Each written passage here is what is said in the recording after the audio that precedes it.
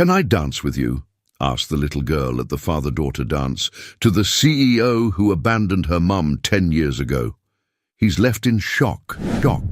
Just before we start, this community spans every continent. Drop your city's name if you feel comfortable sharing." The grand ballroom of the Westfield Hotel sparkled with tiny lights that reflected off the polished dance floor like stars. Fathers in suits twirled daughters in frilly dresses to the orchestra's gentle waltz.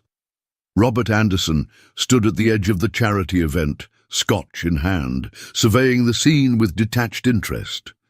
As CEO of Pinnacle Technologies, his presence was expected at these fundraisers, though children's causes had never been his priority. "Mr. Anderson, could I have a word?" A colleague approached, and Robert nodded, grateful for the distraction from the sentimental display before him. As they discussed quarterly projections, Robert felt a small tug on his jacket. Turning, he found himself looking down at a little girl with chestnut hair and familiar hazel eyes that stopped his breath. Her pale blue dress matched the ribbon in her hair, and she stood with a confidence that belied her small stature. "Excuse me," she said clearly, extending her hand formally. "Would you dance with me?" Robert stared, momentarily speechless. Something about her eyes, the shape, the color, struck him like a physical blow. "I'm sorry, sweetheart," he finally managed. "I think you've mistaken me for someone else. Your father must be around here somewhere." The little girl's expression didn't waver. "No mistake. You're Robert Anderson, CEO of Pinnacle Technologies." She paused, then delivered the words that would shatter his carefully constructed world. "And you're my father." The room seemed to tilt. Conversations faded to a distant hum as Robert stared at the child claiming to be his daughter. A daughter he never knew existed. "That's not possible," he whispered, though even as the words left his mouth he recognized Sarah's features in the girl's face. Sarah, whom he'd left 8 years ago. "My name is Emma Grace Anderson," she continued, undeterred. "I'm 7 years old. My birthday is March 18th. My mom is Sarah Wilson. You left when she was pregnant with me." Robert's colleague discreetly stepped away, leaving him alone with this child who spoke with such startling directness. "How did you find me?" he asked, his voice barely audible over the music. "Google," Emma replied simply. "Plus, your picture was in Mum's old box. The one she thinks I don't know about." She glanced at the dance floor. "So will you dance with me? Just one dance, that's all I came for." Robert felt dozens of eyes on them now, including those of the event photographer. Tomorrow's headline flashed in his mind. "Tech CEO refuses dance with child at charity ball." "Just one dance," he agreed, setting down his glass with a shaking hand. As they stepped onto the floor, Emma placed her small hand in his. "I've been practicing," she informed him seriously. "Michael taught me." "Michael?" "Mum's friend. He takes me to father-daughter things sometimes." Robert felt an irrational surge of jealousy as Emma guided him through the basic waltz steps. She counted under her breath, concentrating with an intensity that reminded him painfully of himself. "Does your mother know you're here?" he asked suddenly. Emma's slight hesitation told him everything. "She thinks I'm at a sleepover with Madison." "Emma, you can't just—" "I had to meet you," she interrupted, "just once." As the music swelled around them, Robert caught sight of his reflection in the ballroom's mirrored wall. A successful man dancing with a little girl who had his eyes and Sarah's determined chin. A daughter he hadn't known existed until 5 minutes ago. A daughter who had sought him out. "Why now?" he asked. "After 7 years?" Emma looked up at him, suddenly vulnerable despite her composure. "Because I needed to know if you were real." Sarah Wilson paced her living room, phone pressed to her ear, fighting to keep panic from her voice. "Madison's mother swears Emma never arrived for the sleepover. She thought we had cancelled. Her free hand clutched Emma's teddy bear, the one constant in her daughter's life. "I'm driving around the neighborhood again," Michael Thompson replied, his deep voice steady despite the concern evident in it. "Did you check her search history on the iPad?" Sarah froze. "Hold on!" She rushed to Emma's room, swiping open the tablet. The browser history had been cleared, unusual for her 7-year-old. But the photo gallery revealed screenshots of an event page. Annual Children's Hospital Charity Ball at the Westfield Hotel. "Oh, God," Sarah whispered. "Michael, I know where she is." Across town, the orchestra finished its waltz. Robert guided Emma to the edge of the dance floor, his mind racing. The child, his child, looked up at him with an evaluating gaze that seemed impossible for someone so young. "You're taller than in the pictures," Emma remarked, "and you have more grey hair now." Robert's hand unconsciously touched his temple. 7 years will do that. 8, Emma corrected. "You left 8 years ago, before I was born." A waiter passed with sparkling cider, and Emma deftly snagged 2 glasses, offering one to Robert with practiced politeness that spoke of her mother's careful upbringing. "You shouldn't be here alone," Robert said, accepting the glass automatically. "Does anyone know where you are?" "I took an Uber using Mom's account," Emma explained. "The driver thought I was meeting my dad here." Her smile held a hint of mischief. Which was true. Robert felt dizzy at her resourcefulness and the recklessness of her journey. "Emma, I need to call your mother." "Not yet," she pleaded. "I have questions first. Questions I may not have answers to." Emma studied him, head tilted. "Why did you leave Mom when she told you about me?" The directness of the question hit like a physical blow. Robert glanced around, acutely aware they were in public.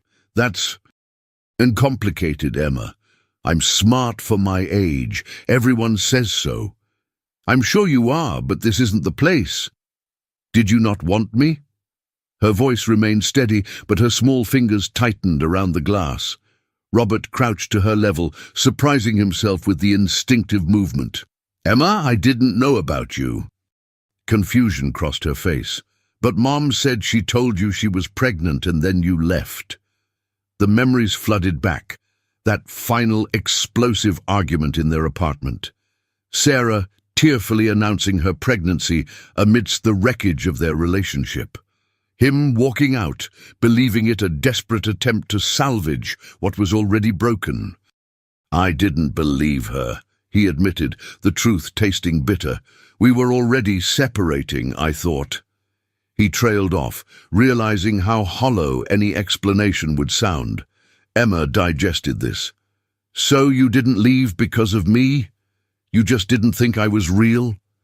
Something like that," Robert answered, the inadequacy of his response hanging between them. Emma's expression brightened slightly. "That's better than you leaving because you didn't want me." Before Robert could respond, a commotion at the entrance caught his attention.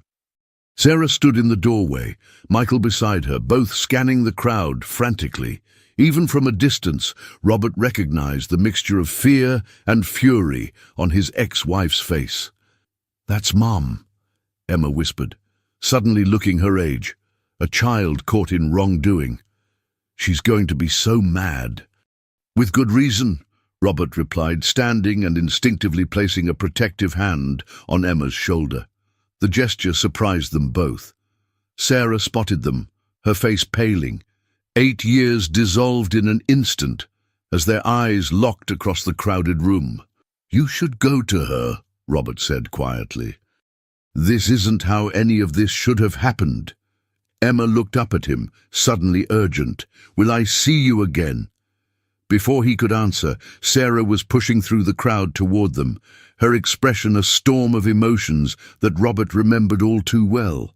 "I don't know," he answered honestly, "but thank you for the dance, Emma." What were you thinking?"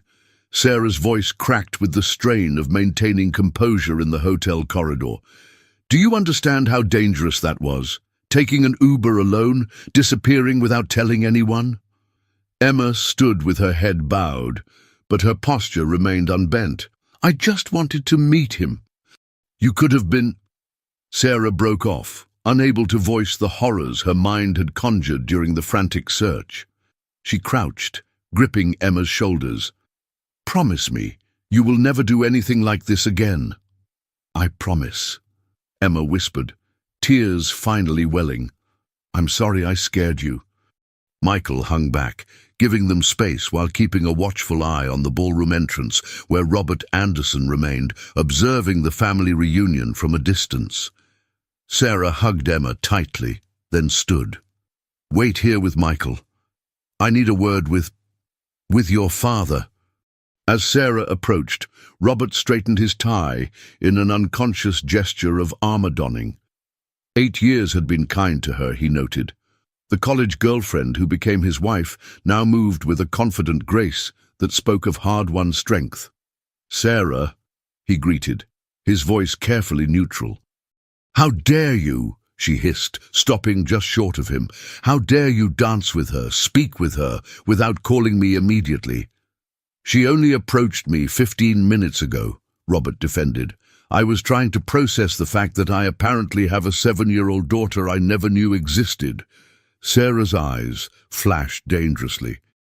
"Don't you dare pretend you didn't know. I told you I was pregnant that night. And I didn't believe you," he countered. "We were already over, Sarah.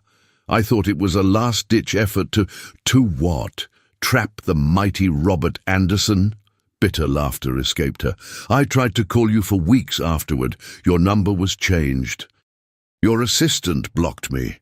Your lawyer delivered divorce papers that made no mention of a child." Robert's certainty faltered. "I instructed them to handle everything. I was opening the Singapore office." "Always the convenient business trip." Sarah's voice dripped with old pain. "She has your eyes, Robert, and your birthmark on her shoulder. A simple DNA test would have confirmed everything." The weight of 8 years of absence pressed on him. "I didn't know," he repeated, though the excuse sounded hollow even to himself. "Well, now you do," Sarah replied. "So what happens next is your choice. You can disappear again, you're good at that, or, he prompted when she didn't continue. Sarah looked back at Emma, who was showing Michael something on her small, beaded purse, her animated gestures a mirror of Robert's own mannerisms during business presentations. "Or you can be her father," Sarah finished quietly. "But understand this, if you choose to be in her life, it's not casual. It's not when it's convenient between board meetings. It's ballet recitals and science fairs, and being there when she has nightmares." Robert felt the foundations of his carefully structured life shifting. "I need time to think." "Take all the time you need," Sarah replied with practiced indifference. "We've managed 7 years without you. We'll manage more." She turned to leave, then paused. "She researched you for months, you know. Saved her allowance to buy the ticket to this event. Practiced dancing with Michael for weeks." Her voice softened fractionally. "Whatever you decide, remember she's the one who found you, not the other way around." As Sarah walked back toward Emma and Michael, Robert called after her. "How do I contact you if I—" "Emma left something for you," Sarah replied without turning. "Check your pocket." Confused, Robert reached into his jacket pocket and found a folded paper star. Opening it carefully revealed a phone number written in careful child's handwriting, and beneath it, "This is Mom's number. Call if you want to be my dad. Emma G. Anderson, your daughter." Robert sat in his empty penthouse, the paper star unfolded before him on the glass coffee table. 3 days had passed since the charity ball. 3 days of distracted meetings and sleepless nights. His executive assistant had noticed, diplomatically rearranging his schedule to accommodate his unusual distraction. The DNA test results lay beside the star, rushed through a private lab at considerable expense. 99.9998% probability of paternity. The clinical confirmation of what Emma's hazel eyes had already told him. He had a daughter. His phone chimed with Michael Thompson's third call of the day. Robert had been avoiding his VP of operations and apparent stand-in father figure to his daughter. The thought still jolted him, his daughter, his friend, playing father to his child. Finally he answered. "Michael." "About time," came the familiar voice. "We need to talk, Rob." "About Emma?" "Yes, about Emma. And Sarah. And the fact that you've been walking around the office like a ghost for 3 days." Robert sighed. "Come over tonight. Bring whatever files need my attention." "I'll bring scotch instead," Michael replied. "Files can wait." Hours later, 2 tumblers of Macallan 25 sat between them as Michael filled the silences Robert left. "She's extraordinary, Rob. Brilliant, stubborn, observant. Reads at a high school level already. Plays chess like a demon," pride colored Michael's voice. "She's got your analytical mind and Sarah's compassion." Robert swirled his untouched scotch. "How long have you been in their lives?" "Since the beginning," Michael admitted. "I ran into Sarah at the hospital when Emma was born. Premature but fighting, just like her mother." He leaned forward. "Sarah never asked for anything, Rob. Not money, not support. She finished nursing school with a newborn, worked double shifts. I just helped where I could." "While working for me," Robert observed, an edge in his voice. "Don't," Michael warned. "Don't make this about loyalty to you. You were gone. They needed someone." Robert conceded with a nod. "Does Emma have everything she needs?" Michael's hesitation was brief but noticeable. "Materially? Sarah provides well enough. Emotionally? She's been asking about you more this past year. Hence the mission to find you." "There's something you're not telling me." Michael set down his glass. "That's Sarah's place, not mine." A knock at the door interrupted them. Robert opened it to find Sarah, arms crossed, expression guarded. "Michael called me," she explained, stepping inside without waiting for invitation. She stopped short at the sight of the DNA results. "Was that necessary?" "For me, yes," Robert replied. "Come in, Sarah." She remained standing, declining his gesture toward the sofa. "Emma's been asking if you'll call." "I've been processing," he said, aware of how corporate the response sounded. "Well, process faster," Sarah snapped. "She's 7. She thinks your silence means she did something wrong by finding you." Guilt surged through him. "That's not what you intended," Sarah finished. "Intentions don't matter much to children, Robert. Actions do." Michael stood, gathering his coat. "I should go." "Stay," Sarah and Robert said simultaneously, then exchanged surprised glances. "Robert needs to hear everything," Sarah continued, "and I'd rather say it once." The gravity in her tone chilled him. "What is it? What's wrong with Emma?" Sarah sank onto the edge of the sofa. "Emma has a rare blood disorder, diamond black fan anemia. Her bone marrow doesn't produce enough red blood cells." The medical terminology hit Robert like physical blows. "Is it treatable?" "She has monthly transfusions, takes medications daily, but her body is becoming resistant." Sarah's clinical tone couldn't hide her fear. "She needs a bone marrow transplant. I'm not a match, neither is Michael." Understanding dawned with terrible clarity. "That's why she sought me out now." Sarah's eyes flashed. "No, Emma has no idea I'm here tonight. She found you because she's wanted to know her father her entire life," her voice caught. "But yes, we need to test if you're a match. It could save her life." Robert stared at the paper star, its edges worn from his handling. "When?" "The specialist can see you tomorrow," Michael interjected. "I've already cleared your schedule." Robert looked between them, his ex-wife and his friend, united in their concern for a child he'd only just discovered. A child who needed him in ways he couldn't have imagined. "I'll be there," he promised, the words feeling inadequate against the weight of 7 missed years and an uncertain future. The children's ward bustled with activity as Robert followed Sarah through corridors decorated with bright murals and twinkling lights. Every step felt surreal, this hidden parallel universe of childhood illness existing alongside his world of boardrooms and balance sheets. "Emma doesn't know why you're here," Sarah reminded him, stopping outside a room with construction paper stars on the door. "She thinks you're just visiting." "And if I'm a match?" Robert asked quietly. Sarah's expression softened marginally. "Then we'll explain everything together."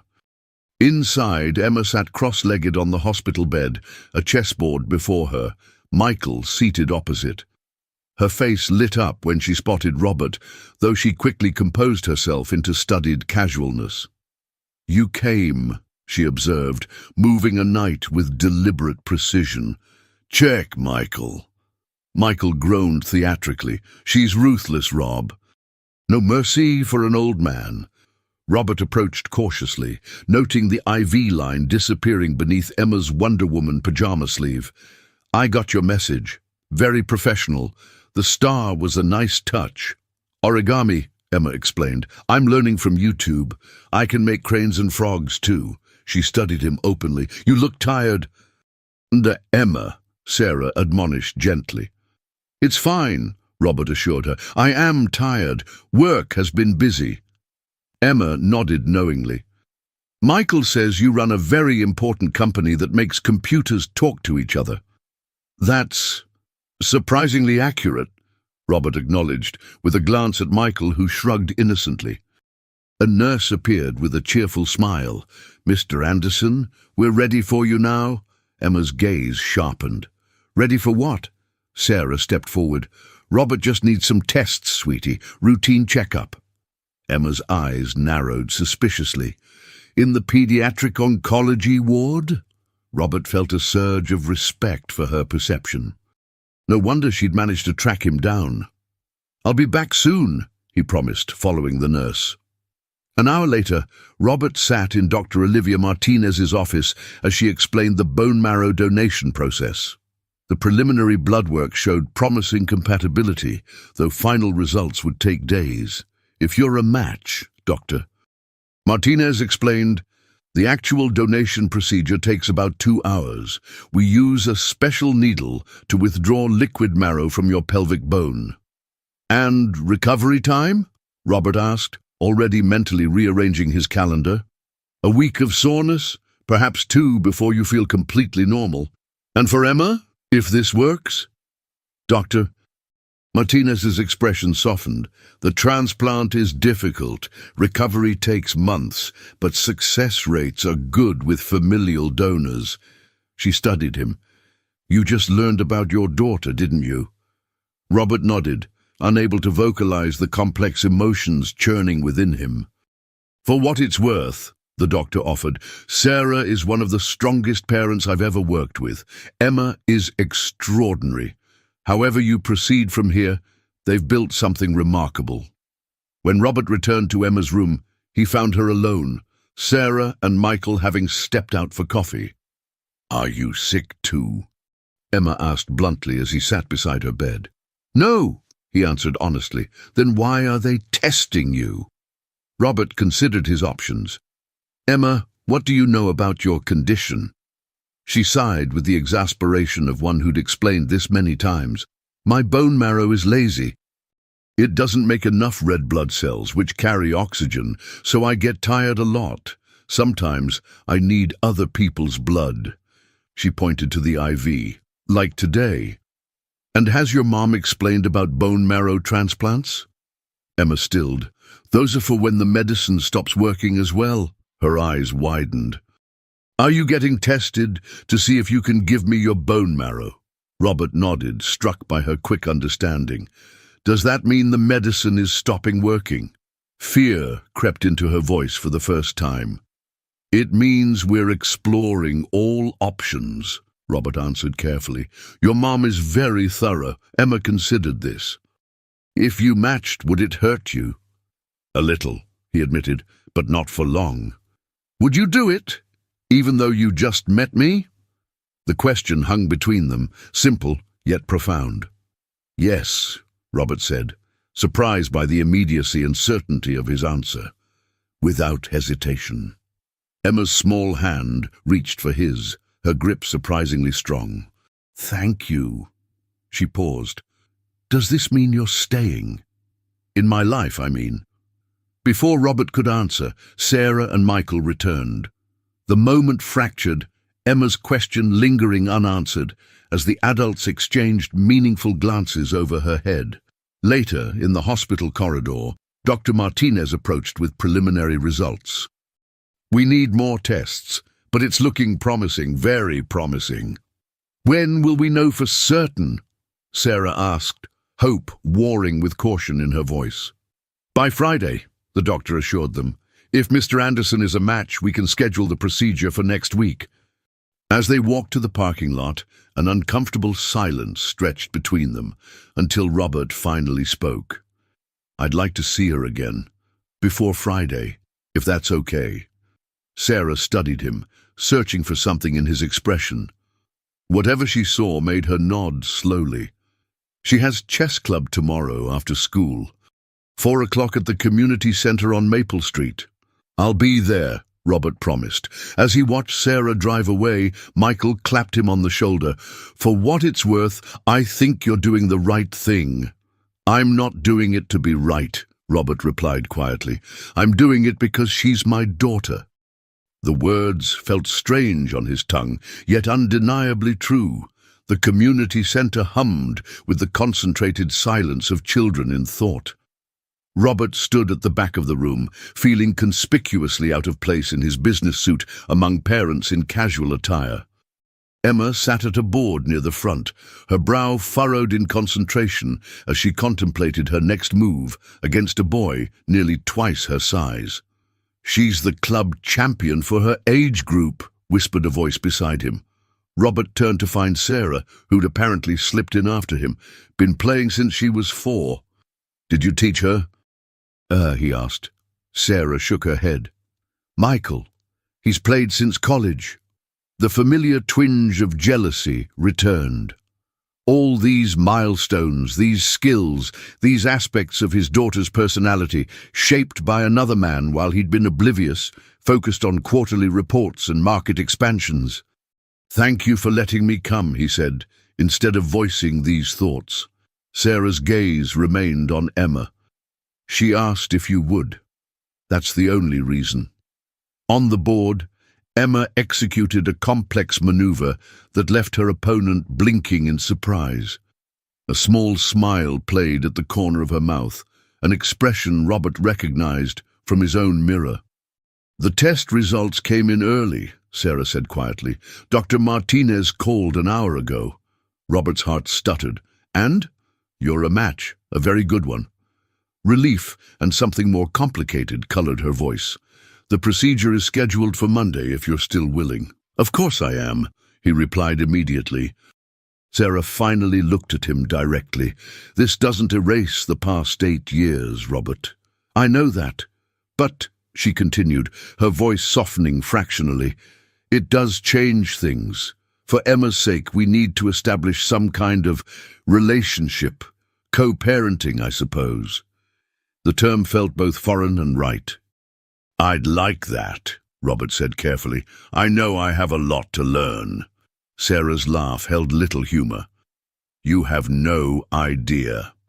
Across the room, Emma executed a checkmate, her face lighting with contained triumph as she offered her hand to her opponent with practiced sportsmanship.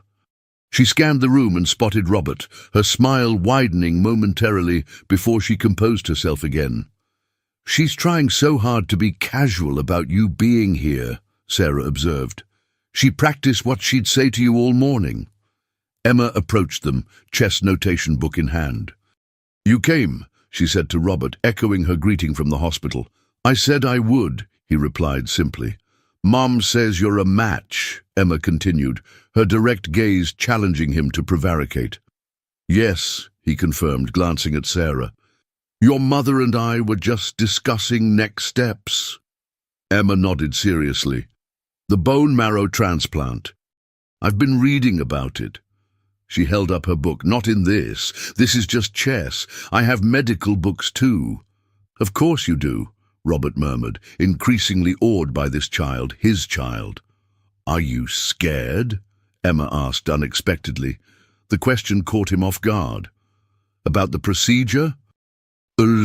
About being my dad, she clarified, her voice matter-of-fact despite the weight of her words. Sarah inhaled sharply beside him, but remained silent, allowing him to answer. Yes, Robert admitted, crouching to Emma's level. I am. I've missed 7 years of your life. I don't know your favorite color or book or what makes you laugh. I'm afraid I'll disappoint you. Emma considered this with a seriousness that belied her age. Purple, the phantom toll booth, and Michael's dad jokes, even though I pretend they're not funny. She paused. Everyone's afraid of disappointing people they care about. That's normal. Her simple wisdom left him momentarily speechless. I have a recital next Friday, she continued pragmatically. You'll still be recovering, but you could come in a wheelchair if you wanted. Mom says it's important to keep doing normal things during treatment. The casual invitation, her extension of normalcy to include him, felt monumental. I'd like that very much, he managed. Emma nodded, satisfied. Good. I play the wizard in our dance. I have a purple cape. She turned as her chess coach called the group back for awards. I have to go get my trophy. As she walked away, Sarah let out a long breath. She's been planning that conversation for days.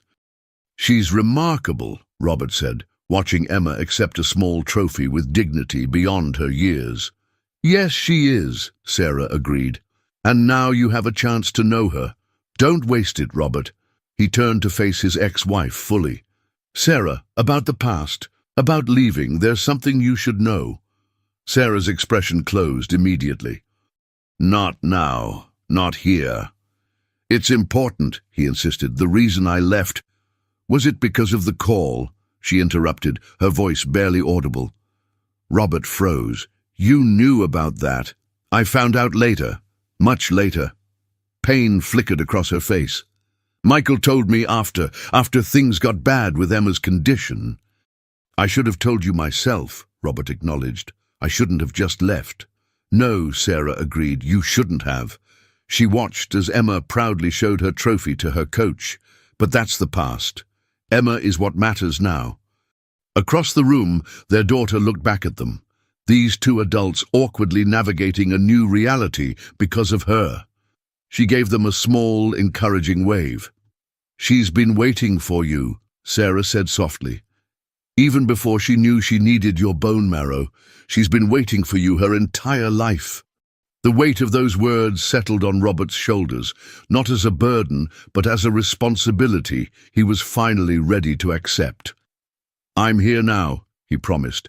And I'm not going anywhere. The morning of the bone marrow procedure dawned clear and crisp. Robert stood at his penthouse window, watching the sun rise over the city skyline. In 3 hours, doctors would extract the marrow that might save his daughter's life.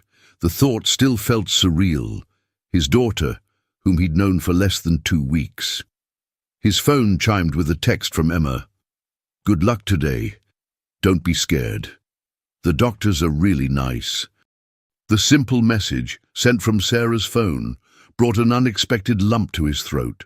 A child comforting an adult, her way of establishing connection on this momentous day. Michael arrived to drive him to the hospital. Nervous? He asked, as they navigated morning traffic.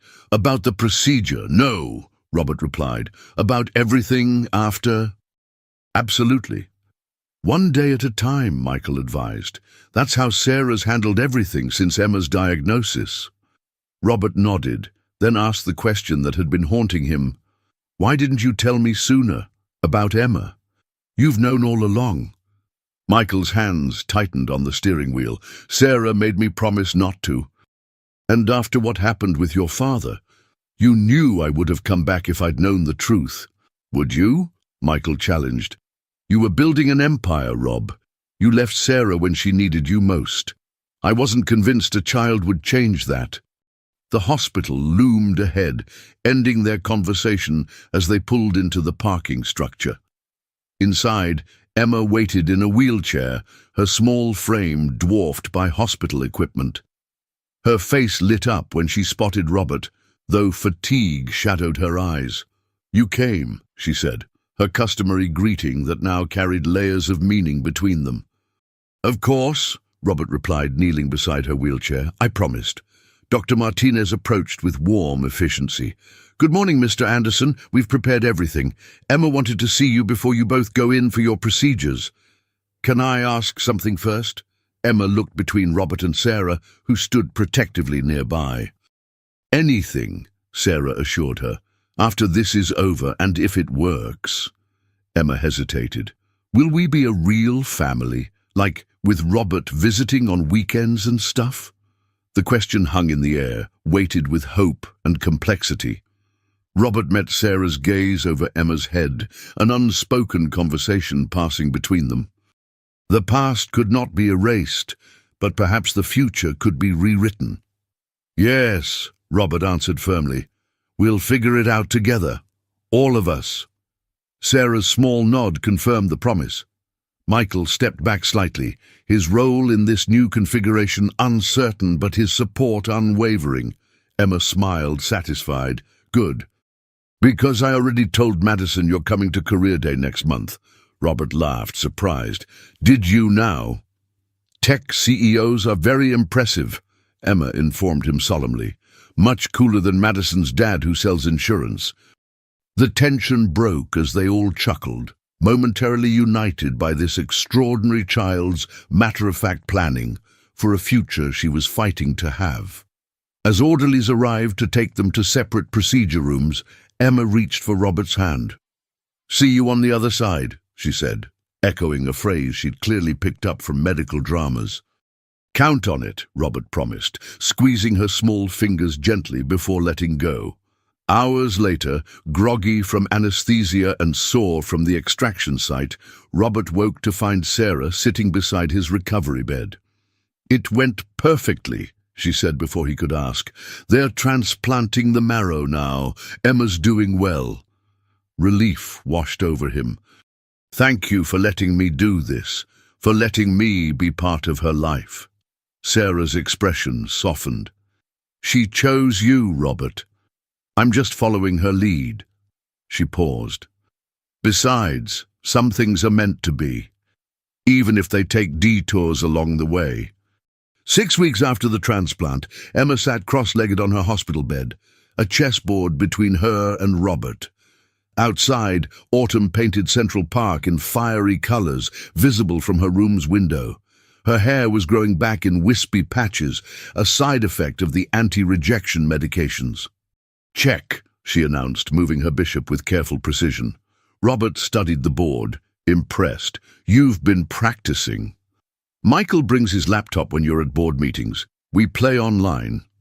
She adjusted her knitted purple beanie, a gift from Robert's executive assistant who had taken to sending weekly care packages.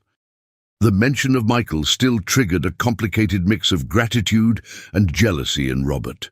The man had been there for all the moments he'd missed, first steps, first words, first day of school.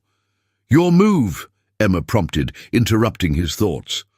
Robert moved his knight, deliberately setting up a teaching moment. Emma spotted it immediately, capturing his queen with a triumphant grin. "You did that on purpose," she accused. "Prove it," he challenged, enjoying her indignation. The door opened as Sarah entered with Dr. Martinez. The doctor's expression revealed nothing as she reviewed Emma's latest test results. "Well?" Sarah prompted, tension evident in her voice. Dr. Martinez smiled. "The numbers are excellent. The transplant is taking beautifully. Another 2 weeks, and Emma can continue recovery at home with weekly outpatient visits." Emma let out a small whoop, then composed herself with practiced dignity.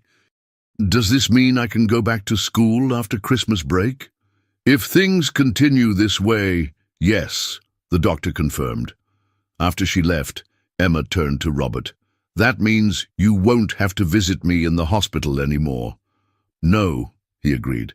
I'll have to visit you at home instead. And take me to the park, Emma added. And the museum. And ice skating when I'm stronger. Robert exchanged glances with Sarah, who nodded slightly. We can arrange that, he promised. Later, as Emma napped, Robert and Sarah walked to the hospital cafeteria in companionable silence, a truce established through their shared focus on Emma's recovery. We need to talk about the future, Sarah said as they sat with coffee neither really wanted. Practical arrangements. Robert nodded. I've been thinking about that. I'd like regular visitation. Weekends, perhaps? Some holidays? That would work, Sarah agreed. Emma needs stability, but she also needs you in her life. She hesitated. There's something else. The medical bills. The insurance covers most, but not all. I want to help, Robert said immediately. Please, let me. Sarah studied him. This isn't about money, Robert. It's about commitment. If you're in her life now, you're in it completely. No disappearing when things get difficult. I'm not that person anymore, he promised. Aren't you? Sarah challenged gently. The call that made you leave 8 years ago.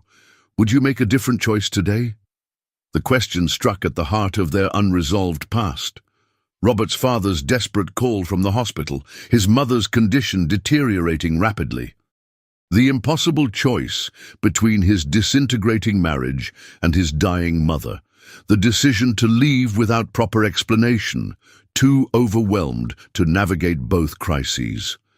Yes, he answered honestly, I would have found a way to handle both. Sarah nodded, accepting his answer without further comment. Emma wants to spend Christmas at home. I'd like you to join us for dinner that day, if you're willing.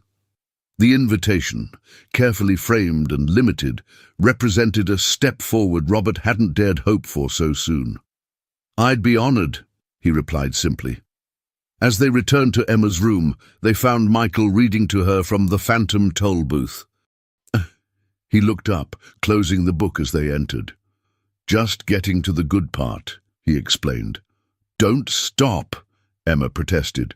Robert hasn't heard this story yet. The three adults exchanged glances, navigating their evolving roles in this child's life. Then Michael reopened the book, continuing the story as Emma snuggled deeper into her pillows, content to have her expanding family together in one room. Snow fell gently outside the window of Sarah's brownstone as Robert rang the doorbell, gifts balanced carefully in his arms. The house was modest but warm, decorated with twinkling lights and handmade ornaments that spoke of years of Christmases he'd missed. Emma answered the door, her face alight with excitement. 2 months post-transplant, her energy was returning, though she remained thin and tired easily. Her hair had grown into a pixie cut that framed her face. "You're here!" she exclaimed. "Mum said we couldn't open presents until you arrived. Sorry I'm late," Robert apologized, stepping inside. Last-minute board call. Sarah appeared from the kitchen, wiping her hands on a festive apron. "Merry Christmas, Robert. Dinner's almost ready." "Do."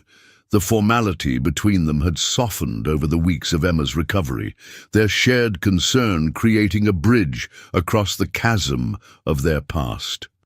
"Michael's in the living room," Emma informed him, taking one of the packages. "He's been helping me with my science fair project." Robert followed her through to a cozy room where a Christmas tree sparkled with colored lights. Michael stood to greet him, offering a beer. "Glad you could make it," he said with genuine warmth. The relationship between the two men had evolved into a cautious friendship. Michael had stepped back slightly as Robert took on more fatherly duties, finding a new balance that prioritized Emma's needs above any adult awkwardness. "Present time," Emma announced, settling cross-legged by the tree, with the enthusiasm of any 7-year-old at Christmas, despite her medical challenges. They watched as she unwrapped Robert's gift, a telescope with accompanying star charts. Her eyes widened. "Is this professional grade?" "Semi-professional," Robert clarified. We can set it up on your roof when the weather clears." "Michael, look!" Emma exclaimed, showing him the telescope's features. As the two examined it together, Sarah touched Robert's arm lightly. Perfect gift. She's been obsessed with astronomy since reading about female astronauts. "I had help," Robert admitted. "My assistant researched age-appropriate models." Sarah smiled. "You're learning." Dinner was a surprisingly comfortable affair, the adults maintaining conversation around Emma's excited chatter about returning to school in January. "Only half days at first," Sarah reminded her. "Doctor's orders." "But I'll make it to the science fair," Emma insisted. "My project on bone marrow transplants is going to win first place." Robert raised his eyebrows. "Using your own experience as research?" "Of course," Emma replied matter-of-factly. "Primary sources are the most reliable." After dinner, while Emma showed Michael her new telescope by the window, Sarah handed Robert a small package. "From Emma and me," she explained. Inside was a framed photograph of Emma as a newborn, tiny in her NICU incubator. The second item was a USB drive. "What's this?" he asked. "Everything you missed," Sarah said quietly. "First steps, first words, birthdays. I kept digital albums. Emma thought you should have them." Robert stared at the gifts, emotion tightening his throat. "Sarah, I don't know what to say." "You don't have to say anything," she replied. "Just be here now. That's all that matters." Later, as Robert prepared to leave, Emma hugged him fiercely. "Best Christmas ever," she declared. "We're just getting started," he promised, realizing as he said it that he meant every word. On the doorstep, Sarah paused before closing the door. "Happy New Year, Robert. See you at Emma's doctor appointment on Thursday." "Wouldn't miss it," he assured her, watching as snowflakes gathered on her hair. For a moment he glimpsed the young woman he'd fallen in love with years ago, resilient, determined, kind, despite life's hardships. But the moment passed, and Sarah smiled politely before closing the door. Some bridges, Robert reflected as he walked to his car, took longer to rebuild than others. But for Emma's sake, and perhaps for their own, it was worth the effort. Spring arrived with a burst of color in Central Park. Emma raced ahead on the path, her energy fully restored after 6 months of recovery.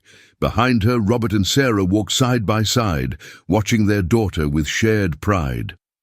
"Dr. Martinez says her latest tests are perfect," Sarah reported. "Better than they dared hope." "That's wonderful," Robert replied, his relief palpable. The fear of rejection or complications had shadowed them through the winter months, but Emma had proven as resilient in recovery as she was determined in chess.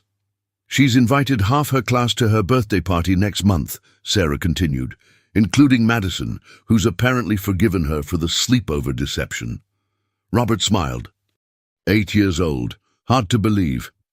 "Try living through all 8, Sarah said, but her tone held no bitterness now. They'd established a routine over the months. Robert took Emma every other weekend and Wednesday evenings. He'd purchased an apartment 10 minutes from Sarah's home, converting the second bedroom into a space that reflected Emma's evolving interests: astronomy, chess, and most recently, computer programming. "I've been meaning to ask," Robert ventured. "About Michael." Sarah glanced at him. "What about him?" "What?" "I noticed he hasn't been around as much lately." A complicated expression crossed Sarah's face. Michael needed some space to figure out his role in all this. "I never meant to push him out," Robert said carefully. "He's been important to Emma, to both of you." "It's complicated," Sarah admitted. "For 8 years it was the 3 of us. Now it's different." Ahead, Emma had stopped to examine a butterfly perched on a flowering bush.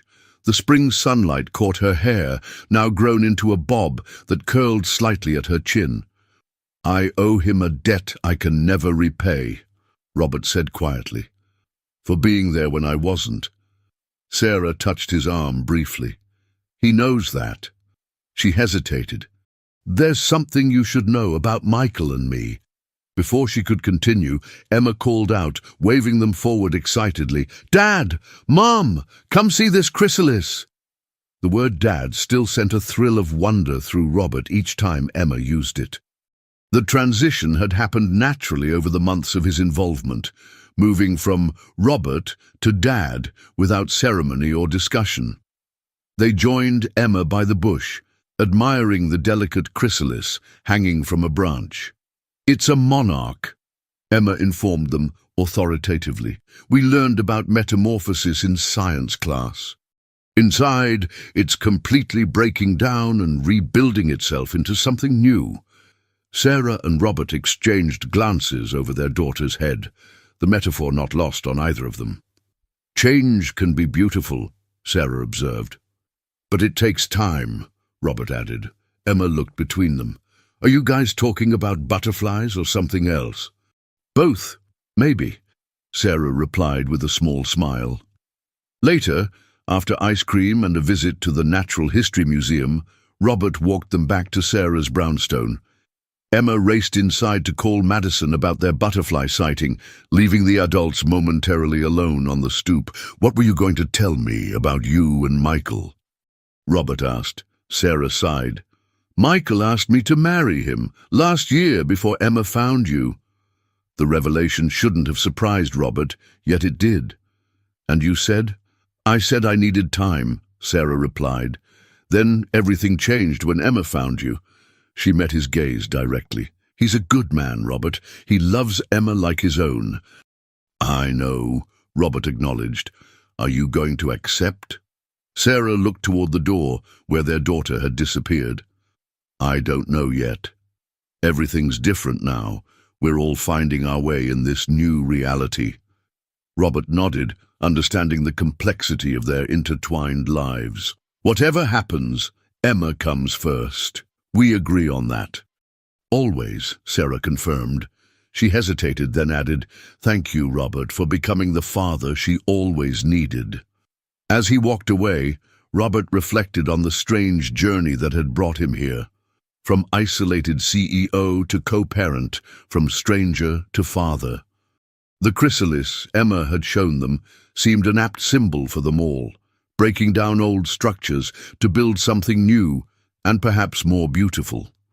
The ballroom of the Westfield Hotel sparkled once again with tiny lights, almost exactly 1 year after Emma had first approached Robert on this same dance floor. Now they entered together, Emma's hand tucked confidently in his as they made their way through the Children's Hospital annual charity ball. "There's Dr. Martinez," Emma pointed out, waving to her oncologist who was speaking with hospital administrators. At 8 years old, Emma carried herself with the poise of someone much older, her purple dress, her favorite color still, chosen specifically for this symbolic evening. The past year had transformed her from patient to advocate. She'd raised over $5,000 for the oncology ward through her school's charity drive, inspired by her own experience. "Mr. Anderson," called the event coordinator, "we're so pleased you increased Pinnacle's donation this year. The new children's wing will make such a difference." "It was the least I could do," Robert replied, meaning it.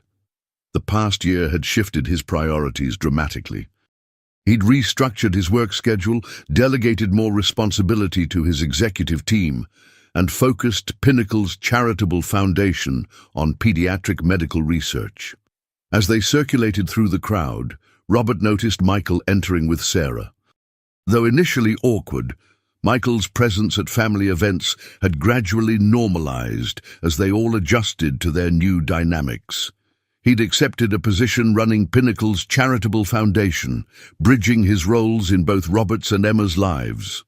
The orchestra began playing a waltz, the same one that had been playing when Emma first approached Robert with her life-changing question. "May I have this dance?" Emma asked formally, extending her hand just as she had a year ago. "I would be honored," Robert replied, leading her to the dance floor. Emma no longer needed to count steps under her breath. They moved with practiced ease, having taken father-daughter dance lessons together for months in preparation for this night. "Remember when I surprised you here last year?" Emma asked, looking up at him. "How could I forget? You turned my whole life upside down." "For the better, right?" she prompted with a grin. "Infinitely better," he assured her. Across the room, Sarah watched them with Michael beside her.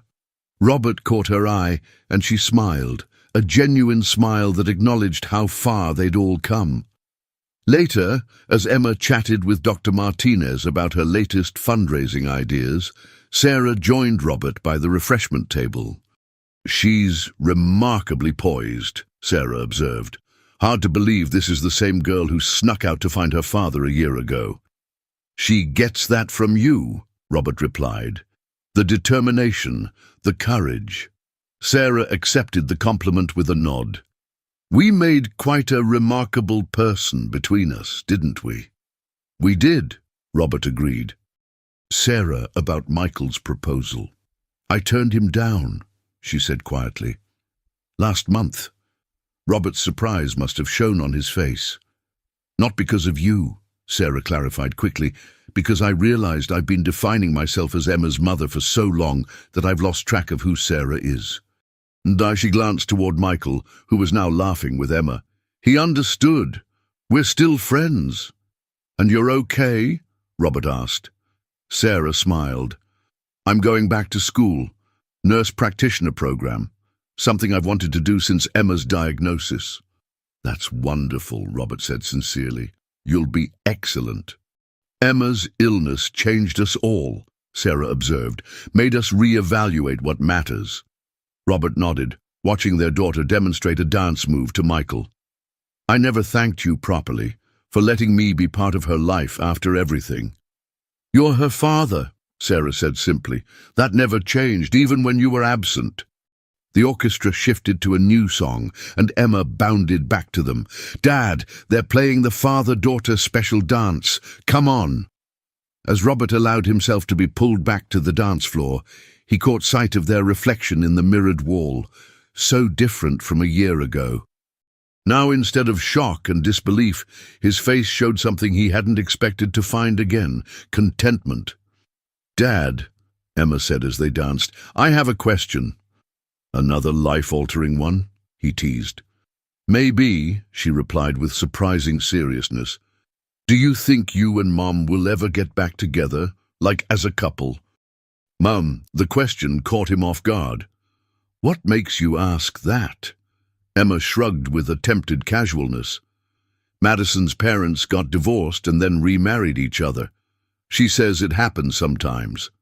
Robert considered his answer carefully. "Your mom and I care about each other because we both love you. But sometimes people are better as friends and co-parents than as a couple."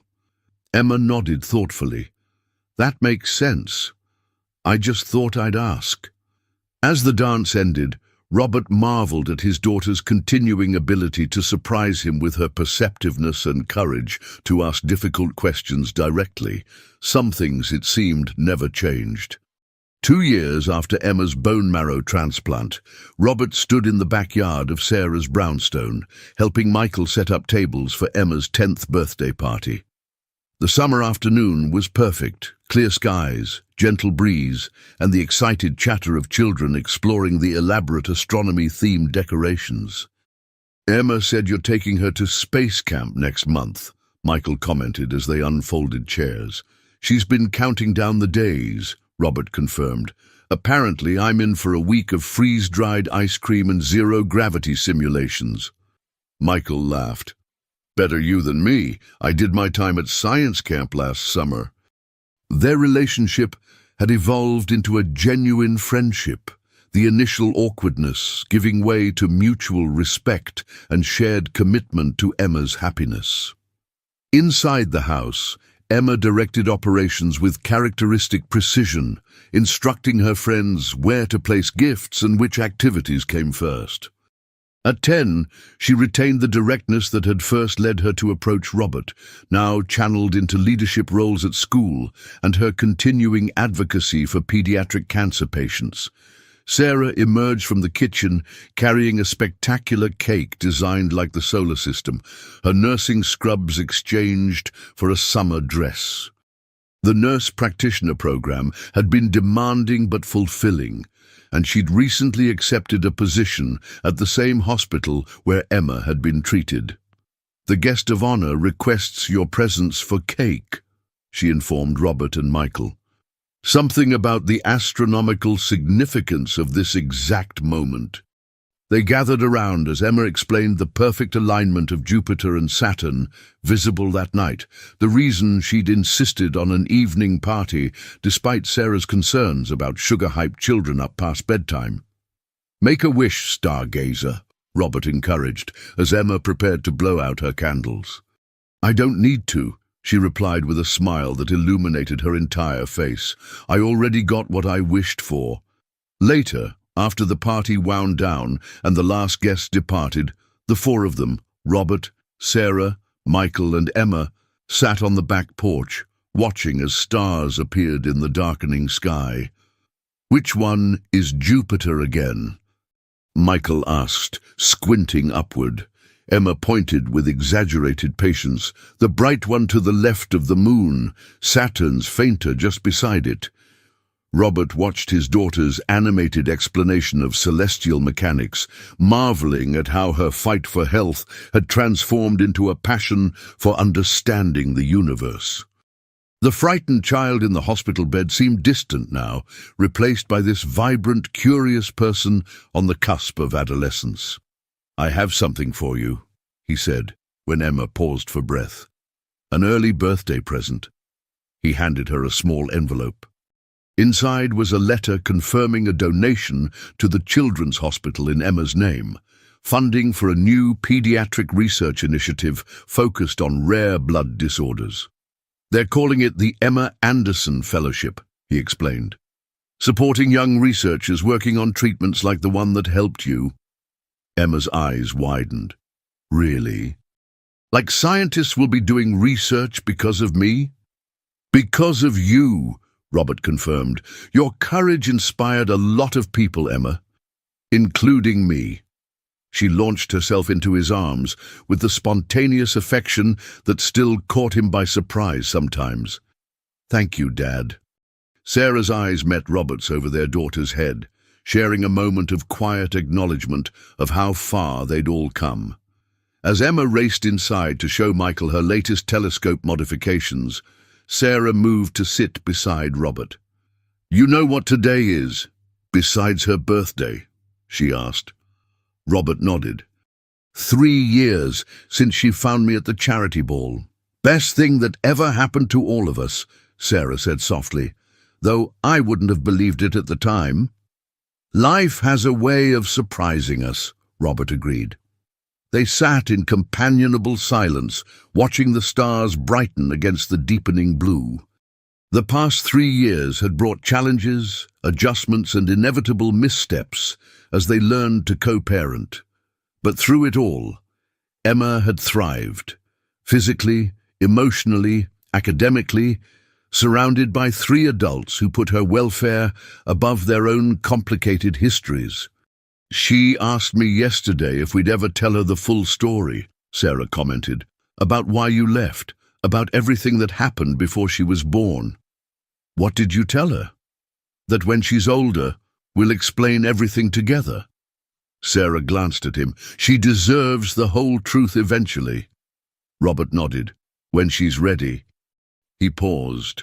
"Do you ever wonder how different things might have been if I'd stayed? If I'd known about her from the beginning?" Sarah considered this. "Sometimes. But then we wouldn't be who we are now. And I think who we are now is exactly who Emma needs us to be." Inside, Emma's laughter rang out as she showed Michael something on her computer, probably the space camp itinerary she'd been meticulously planning. "You know what she told me last week?" Robert said. "That she's glad things happened the way they did. That if I'd been around all along, she might never have needed the bone marrow transplant that fixed her blood forever." Sarah smiled, though her eyes glistened slightly. "Leave it to Emma. to find the silver lining in everything. As the first stars fully emerged, Emma burst back onto the porch, telescope in hand. "Jupiter's visible! Come see!" They gathered around as she adjusted the focus, each taking turns to peer through the lens at the distant planet. Emma's enthusiasm was contagious, her joy complete in the presence of her unconventional but devoted family. Some journeys, Robert reflected as he watched his daughter name the visible stars, began with a simple question and led to destinations never imagined. 3 years ago, a brave little girl had asked him to dance. In doing so, she'd led him to the most meaningful role of his life, being her father. "Make a wish, Dad," Emma urged as a shooting star streaked across the sky. Robert smiled, his hand finding Sarah's in the darkness as Emma leaned against his shoulder. "I don't need to," he echoed his daughter's earlier words. "I already have everything I could wish for."